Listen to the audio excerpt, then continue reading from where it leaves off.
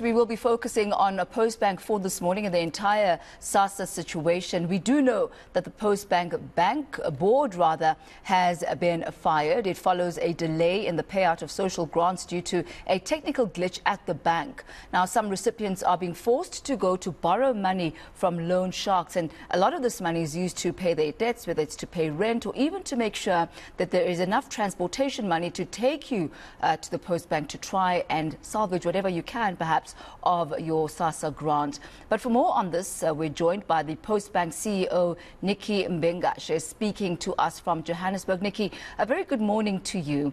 Perhaps let's get the terminology clear here. Was the Postbank board fired, or did the Postbank board resign? Which of the two is accurate? I think you're asking the wrong person, right, Tammy? I've only been. I think that's the minister's question. So can I ask that we engage the minister of DCDT with that aspect? Based on the fact that a letter was sent on the 12th of September by the chair of Postbank, and that letter detailed the resignation of the chair as well as some other members of Postbank.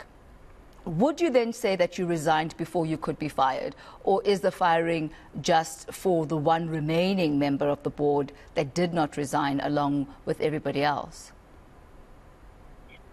I was not part of the process, as I shouldn't be, because I'm just an executive member of the board.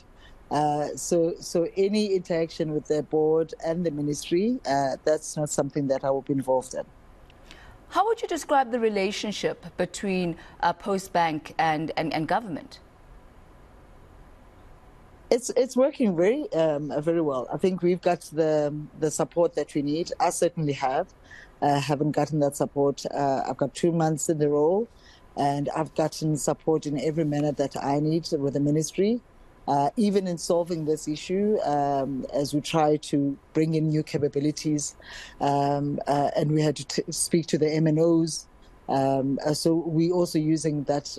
We belong within the digital ministry, and therefore any digital capability or know-how, the ministry helps in that aspect, but also just in us navigating with some of the changes that we have to do, and the conversations with the ministry have been going well. I mean, they really have been accessible, which is a good thing for us. I know even with the board, they worked fairly well with the ministry, in my view.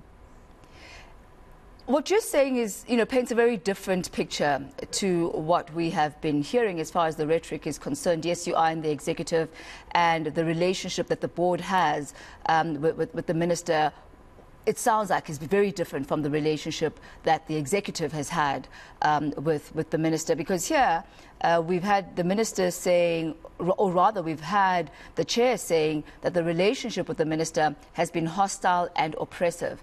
And I ask you this, Nikki, to really try and see where the problem lies here. Because when it comes out, it looks like what has happened now, the resignation of the board, is really just the tip of an iceberg of a situation that seems to have been festering for quite a long time, that this was literally just the straw that broke the camel's back.